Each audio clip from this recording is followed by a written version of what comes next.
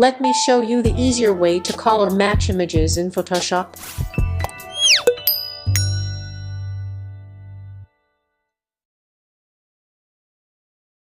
I have these two images. I want this image to color match with the background round image.